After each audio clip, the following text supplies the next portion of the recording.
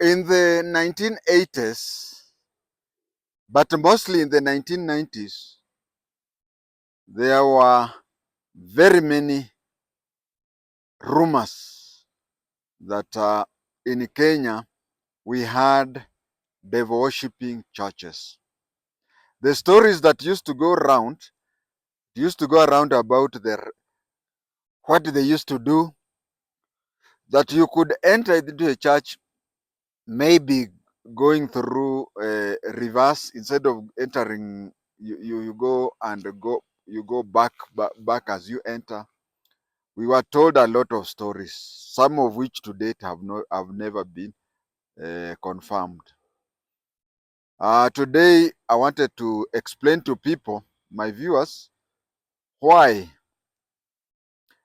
since 1990s, the Mormons Church or the Church of the Latter-day Saints was nicknamed Kanisa la Shetani or the Devil's Church. I want also to say from the word go that the Mormons Church or the Church of the Latter-day Saints has no association with devil worshipping or anything.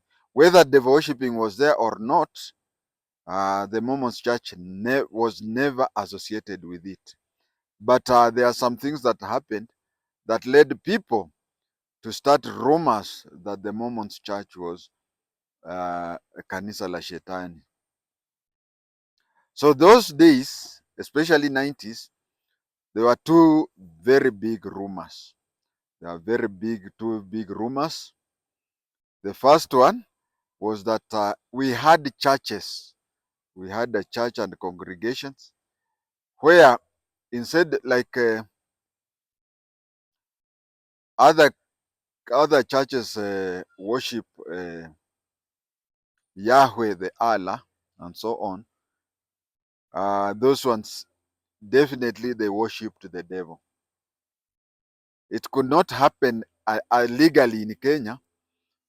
Because in Kenya, even though there is freedom of association, but there are some things in Kenya you cannot just do.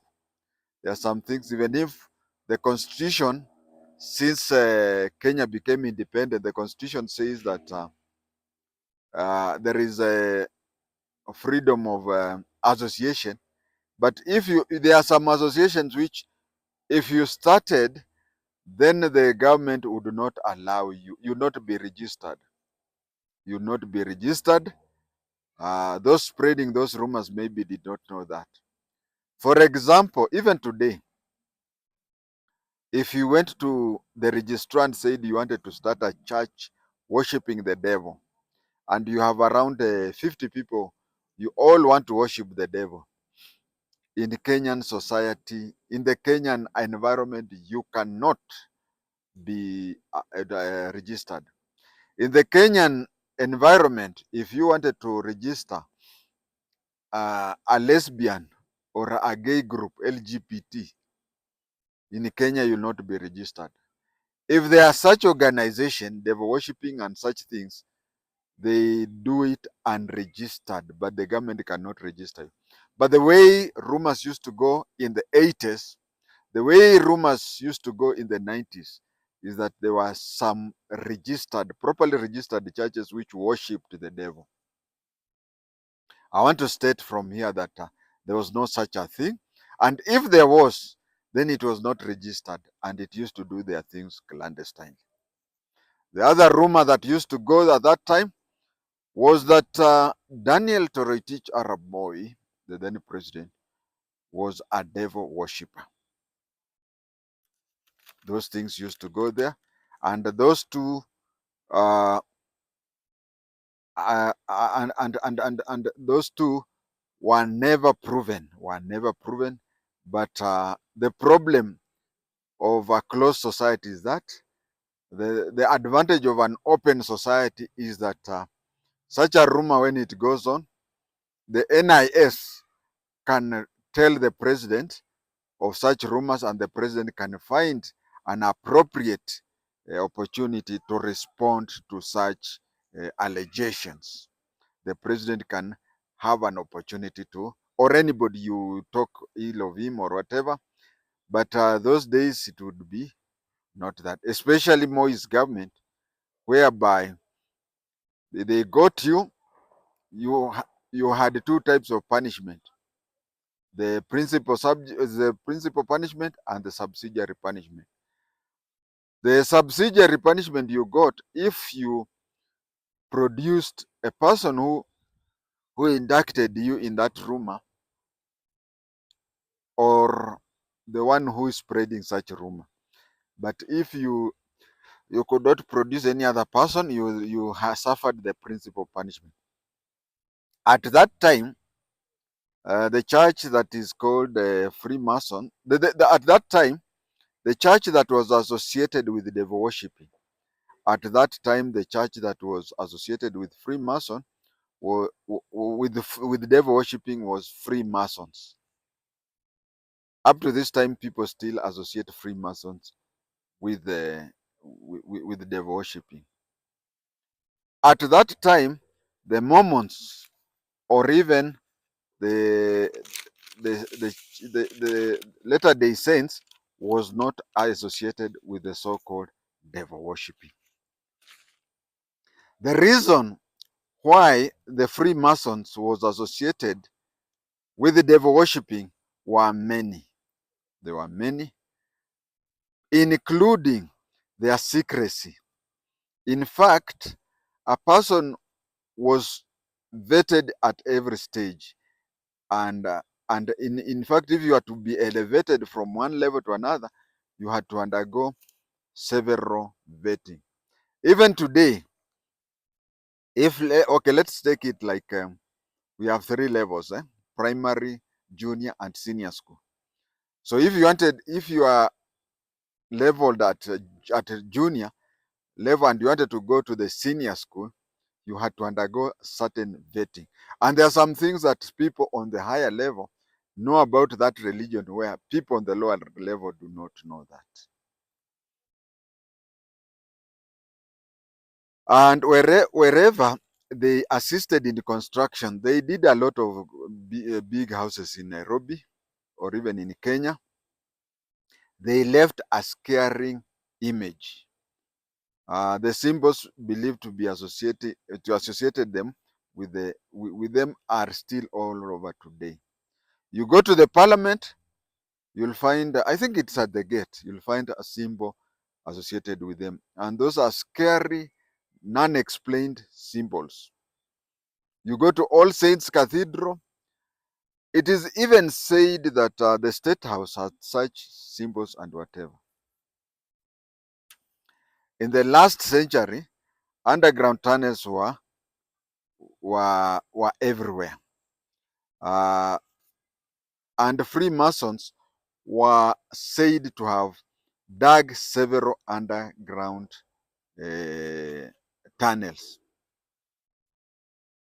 Personally, me, on the matters of Freemasons tunnels, I do not believe in them. Telling me that there is a tunnel from State House to All Saints Cathedral, I don't believe in them unless I come to see for them. As for Daniel Toroitich Arap Moi, there were rumors that not only was he a devil worshipper, but he was also a Freemason. Further rumors had it that a certain politician who is a senior counsel was also a Freemason.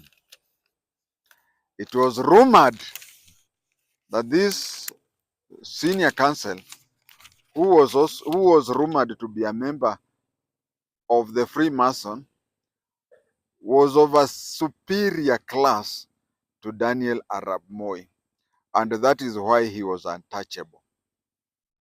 In Kenya, anything happening in your area and you being the only one who does not face that calamity, then people associate you with that.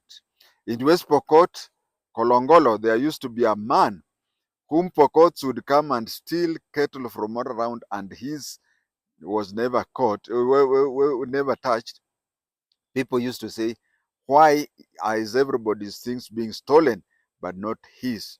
Then he must be an informer of the Pokot.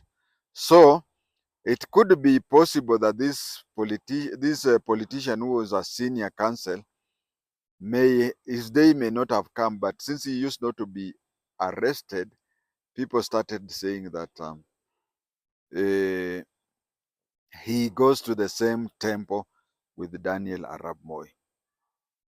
One day, the security was looking for him to arrest him. He went underground. Only to surface in the State House with his spouse. Moi ordered the security personnel not to arrest him. Those are the days when the president was above the law. Do you want me to name him?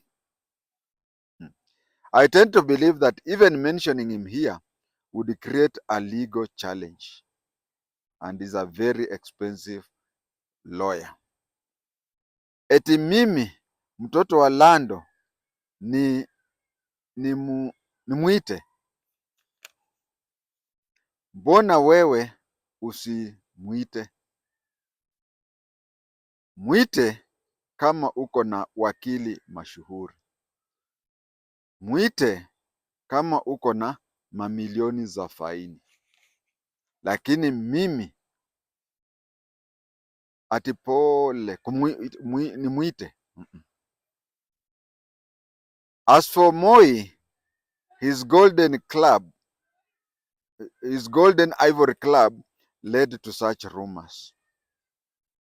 Never seen with it except in church on Sundays. There is no Sunday that he ever had that club. And what's funny, Moi never talked politics on Sunday, especially within the church compound. Those days, leaders from the third world and Africa in particular had to create such an aura so as to scare people. Those are the days when they wanted people to believe. You know, they told people, don't mind about electing the president. They would even say the president was elected by God, or that the president had some juju, which made sure that he was untouchable. That is why Samuel Doe was cut into pieces to see if his so-called invisible force worked. You know, during Samuel Doe's time in Liberia, he used to give the impression that you could shoot at him, but the bullet would not penetrate him.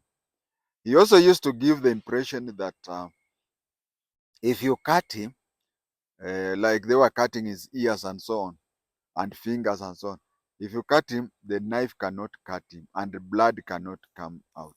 So those stories about the president being almighty and whatever were used to brainwash people to fear him. It is under that condition that the head of state, Daniel Toroitich arap Moi, started a commission to investigate devil worshipping. Kenyans did not have faith in the commission. Imagine Moi, whom they suspected of being a devil worshipper himself, convening a commission to investigate devil worshipping. That was one of the reasons. And again, look at the commissioners. I can't recall all of them, but they were preachers from the mainstream churches. This was when the mushrooming of one-man guitar churches started. These are the days when churches, one-man's churches started, and who suffered most? Many people moved away from the mainstream. Actually, they didn't even target non-believers or non-Christians. They targeted mainstream churches. So churches came up where theatrics by the mtumishi and mchungaji came. Those are the days when, sincerely speaking, if you go especially to the slums, the Kawangwares of this world, you'd find that it reached a stage where believers, or those people who moved out of the mainstream churches and followed the kina mtumishi and mchungaji, used to believe that mchungaji or mtumishi had a way of talking to God, directly, such that if you wanted a favor from God, you'd go to mchungaji or mtumishi, tell God that I need this or that. So as I said, their main target was members of the main churches. There was no ethics. They had never gone for theology courses. Actually, the more cartoonist, the more the followers. The way this fellow would perform in an entertaining manner and whatever, superstar something, is the way he and rarely she would get more followers. For you to communicate with God, you had to use the preacher, as I said. Unprintables, unprintables were the order of these congregations. You'd find the way the person talks at times. I think that is, preaching is a calling. It's God who tells you to preach. But going for a theology course, they take your talent and now teach you how to handle those things. Those people would talk anything, and they would talk, and you see, they really wanted to talk things that they got cheers like politicians. And the way they used to preach, a preacher would only need a sentence in the Bible to preach. A 3-second sentence would take 3 hours to preach. For example, there is a place in the Bible which says, uh, weka Mungu mbele na hayo mengine yote yatafuata. I don't think I've even taken 3 seconds. Once you, I'm not very religious, but once you've gotten God, everything else will follow, something like that. After he has said so, and he would say, ulikuwa unataka shamba kubwa sijui nini, Mungu mbele, ingine itafuata. 3 hours preaching that, and as I said, in a comical way. So these preachers, these commissioners, found a way to reverse the exodus. They found a way of reversing the exodus, because people, remember, I had said people moved from mainstream churches to those mushrooming churches. So these people looked for a way to reverse that. They combined names of the churches that people were flocking to. And then they say, why not call them devil worshippers, so that the government may ban them and the congregation starts coming back. Many of these churches did not have branches, and so it was hard for the people to associate them. They may have even mentioned 50 to 60 churches, but many of them were just known in the locality. But a few which had suddenly people started flocking there, like the Mormons church, had several churches and was known countrywide. So calling them that, the intention was those to have them joining go back, or even the government banning a church like the Mormons church, so that when those Christians find that their church has been banned, then they'll go back. That is the problem with starting a commission with the people with interest in it, with the people with open interest in it.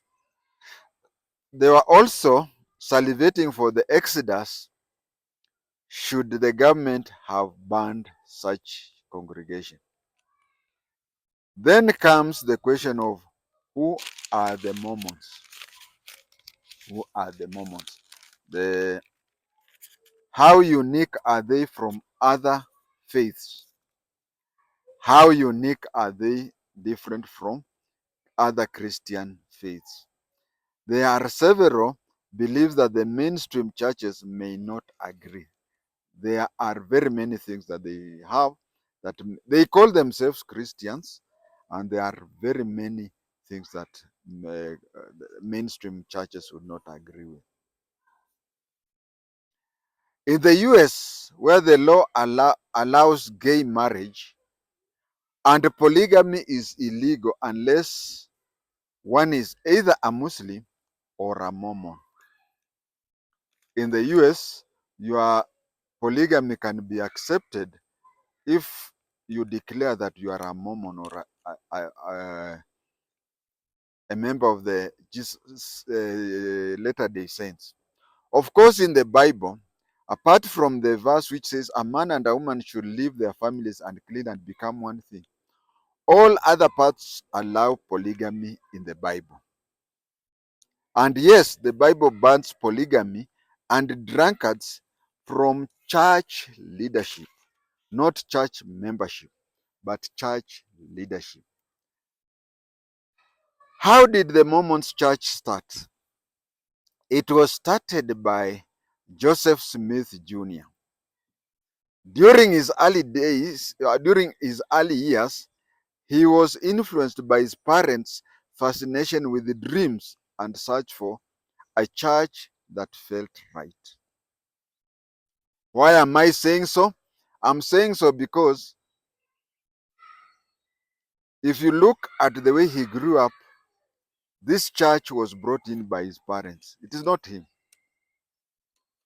Because since when he was a child, that is his parents were fascinated with the dreams and search for a church that was right.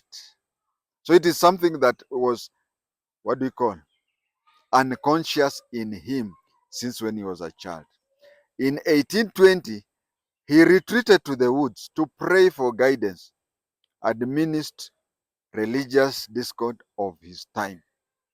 It was there that he claims that he had a vision of God the Father and Jesus, who told him that all the existing churches then had strained.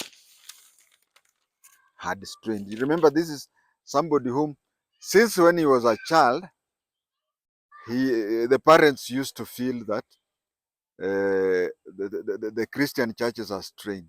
So later he had a vision. I think psychologists know that. If there is any viewer who is a psychologist, I think you understand me better. 3 years later, it is claimed that an angel called Moroni directed him to some golden plates with the 2 stones to aid him to translate. It is said that those golden plates were written in a language that he could not understand.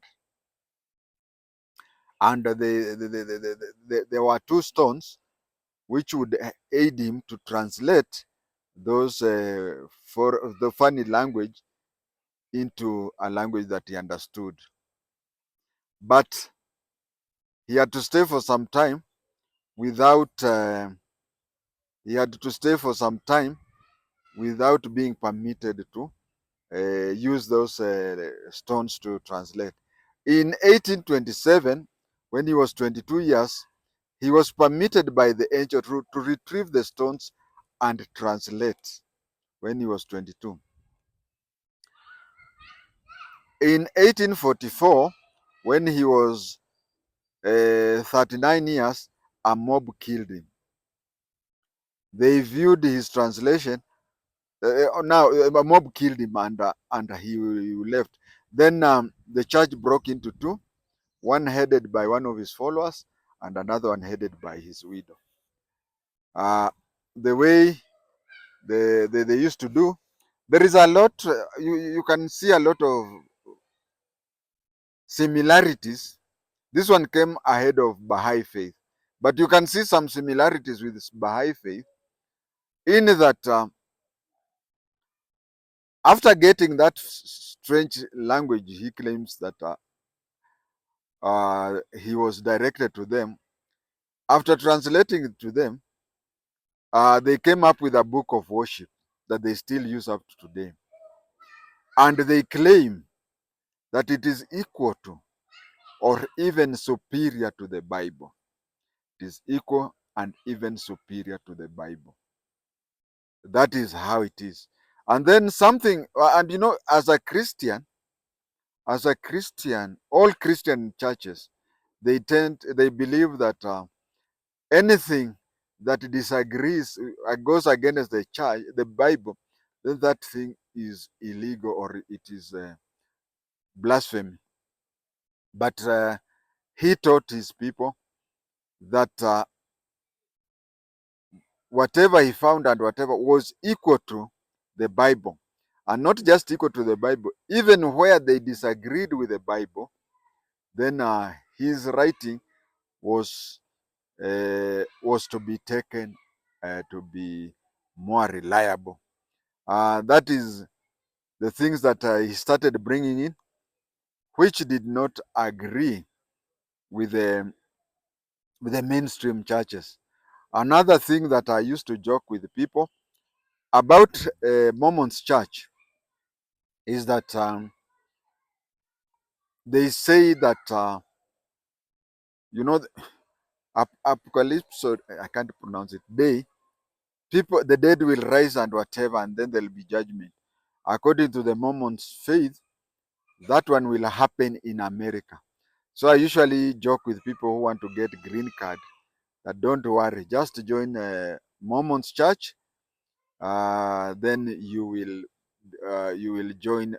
go to that, you'll raise up in America. Uh, the other thing that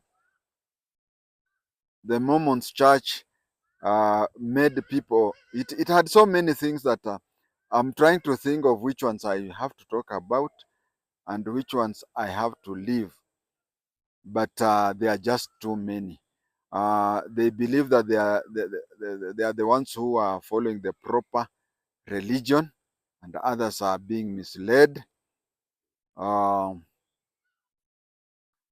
I don't know how they came up to believe that the New Jerusalem will be somewhere near Mississippi in America. They come to believe that it will be somewhere near Mississippi in America, and that where the Bible and their preachings don't agree, then their book is right than the Bible. There is also last thing I was trying to. I think it's very important because I've not even scratched the surface of the belief, but let me talk about why they are. I don't know why they are called Mormons, but Latter Day Saints, the Church of the Latter Day Saints, is that they believe. You know, if you go to various churches, if you go to various religious places, most of the Christians believe that saints are those people who are there during Jesus' time. But when you go to Catholics, they say that every time, every so often, the Pope can add new saints. Yeah, he can add the new saints. That is why in the Catholic we have even people like Saint Charles Lwanga, Saint Nyabingi. We even, I think, a person like Maurice Cardinal Tunga, where they want to make. So Catholics, there is a process of making people saints after performing certain rites. But other churches believe that saints are those people who are there during Jesus' time. But when it comes to Mormons, they tend to believe that if you join them, if you join them today, you become a saint.